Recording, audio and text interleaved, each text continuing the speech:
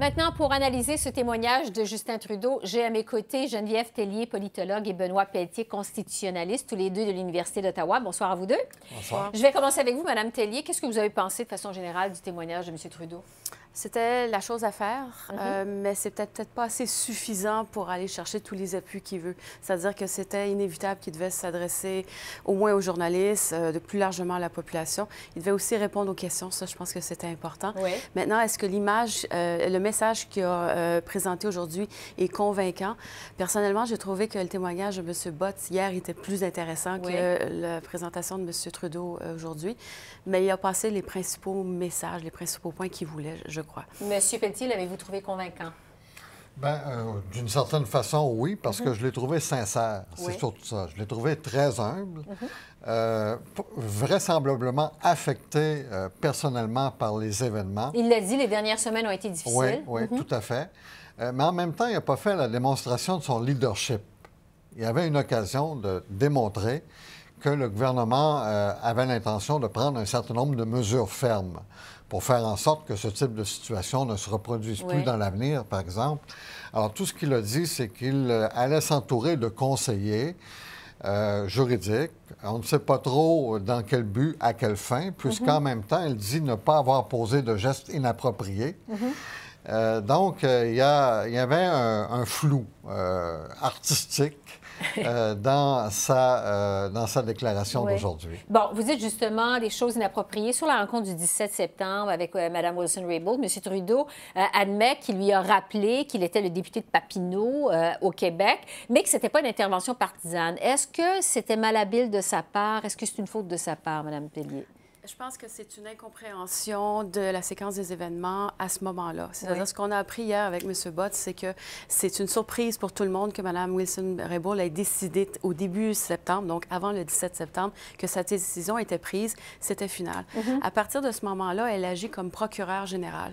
Je pense que dans l'entourage du premier ministre, tout le monde pense encore qu'elle est ministre de la Justice et qu'elle peut participer aux discussions. C'est cette incompréhension-là, ce manque de communication-là qui semble expliquer la suite et la version de chacun. Donc, est-ce qu'il avait raison? S'il s'adressait à la ministre de la Justice, je vous dirais oui, il avait raison. S'il s'adressait à la procureure générale, non. Mais on ne sait pas ces événements-là. Puis on peut se demander, bien, est-ce que Mme Wilson-Raybould a avisé le premier ministre ou son entourage qu'elle était maintenant procureure générale et donc que toute interférence était inappropriée? Je pense que c'est ça le cœur du problème. Est-ce que vous pensez qu'il y a eu confusion, M. Pelletier? Oui, très certainement, il y a eu confusion. Mais ce qui était sous-entendu derrière la déclaration de M. Trudeau, quand il a dit « je suis le député de Papineau », ce qui était sous-entendu, c'est « on veut gagner les prochaines élections aussi ». Et d'ailleurs, il y en a d'autres qui l'ont dit dans l'entourage de M. Trudeau, carrément, à Mme Wilson-Raybould. Alors, donc, ça veut dire qu'ils ont amené des considérations partisanes dans le dossier, ce qui n'avait pas sa place en soi, parce qu'on parle de poursuites judiciaires. Je comprends très bien qu'on invoque des facteurs économiques, des facteurs financiers, pour bien saisir, enfin, toutes les conséquences d'une poursuite contre SNC-Lavalin, mais les remarques partisanes ou les menaces voilées étaient littéralement de trop dans le dossier. Et de ce côté-là, on peut dire que le gouvernement a exagéré très nettement et a mal compris quelle était l'indépendance réelle du procureur général par rapport aux poursuites qui sont intentées. Donc, il y a eu quand même confusion, incompréhension ou malcompréhension des choses. M. Trudeau a dit qu'il avait tiré beaucoup de leçons des dernières semaines. Quelle est la principale leçon que vous pensez qu'il a tirée de cette affaire SNC-Lavalin, Mme Tellier? J'ose espérer que ce qu'il a retiré comme leçon, c'est l'ingérence de son bureau de conseiller politique. Alors, on parle du bureau du premier ministre, on ne parle pas de son ministère. C'est confus un peu. Il y a deux organismes qui l'aident. Son ministère de fonctionnaires et son bureau de conseiller politique. Et c'est plutôt les conseillers politiques qui probablement emmenait large, parlait à beaucoup de gens, était la voix du premier ministre, et c'est là que c'était très inapproprié. Et donc, ça serait de repenser tout ce mécanisme-là, de voir comment on peut réarranger les choses pour pas qu'il y ait justement cette ingérence-là, puis qu'il y ait une cloison étanche entre les considérations politiques et l'administration courante de la justice. Concernant le bureau du premier ministre, justement, j'aimerais revenir sur le témoignage de M. Bott hier, qui a témoigné quand même pendant 2 bonnes heures. Il a demandé à un moment donné, vraiment insisté là-dessus pendant son témoignage, si Mme Wilson-Raybould avait avait subi des pressions constantes et inappropriées pendant 4 mois l'automne dernier.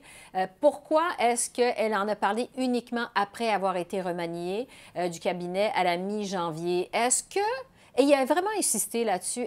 Jusqu'à quel point, M. Pelletier, cette question-là est au cœur de toute cette affaire? Je pense que c'est une question importante parce qu'elle aurait dû, dès le début, c'est-à-dire dès le moment où elle sentait qu'il y avait une pression se manifester. Qui se manifestait à son égard, qui était inacceptable, elle aurait dû en saisir le premier ministre et puis demander au premier ministre que ça cesse immédiatement. Elle ne l'a pas fait. Et donc, à mon avis, ça joue contre elle aujourd'hui. Ça joue contre elle. Et puis, par ailleurs, on ne sait toujours pas quelles sont les circonstances entourant sa démission. Ça reste quelque chose de relativement mystérieux. Ni les véritables raisons qui ont amené M. Botts à démissionner. Parce que dans son témoignage, ça n'a pas été clair, cette question-là, de savoir pourquoi, finalement, il avait quitté ses fonctions. Donc, malgré les témoignages qu'on a eus, parce qu'on a attendu quand même au cours de la dernière semaine un peu plus, 3 témoignages, celui de Mme Wilson-Raybould, M. Botts, M. Trudeau. Il reste encore des zones d'ombre pour vous, Mme Tellier?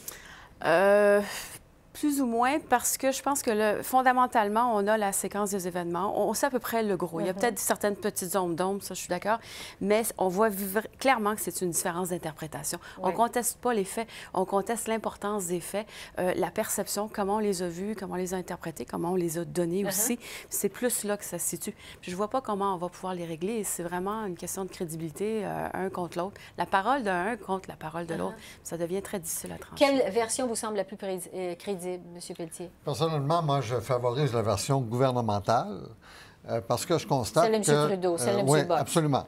Parce que je constate que même dans le témoignage de Mme Wilson-Raybould, elle a admis qu'il y avait des rencontres qui portaient sur les conséquences économiques de sa décision et également des rencontres qui portaient non pas sur des questions politiques, mais qui portait plutôt sur une alternative à une poursuite, une alternative viable, que serait finalement l'accord de poursuite suspendue, qui est légal, qui est autorisé par la loi, soit dit en passant.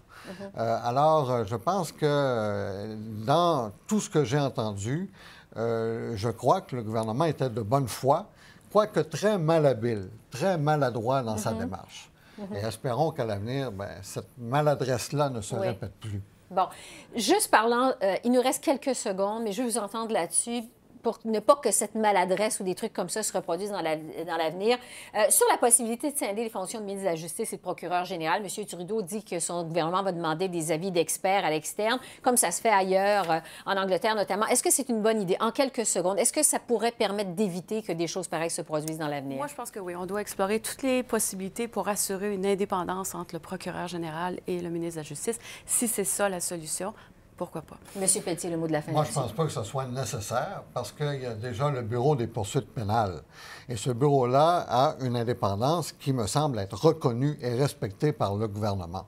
Alors, dans ce contexte-là, qu'il y ait une jonction des fonctions de ministre de la Justice et de procureur général, ça me semble quelque chose qui est acceptable dans notre société. Merci beaucoup, M. Pelletier, Mme Tellier. Merci. Ça fait plaisir.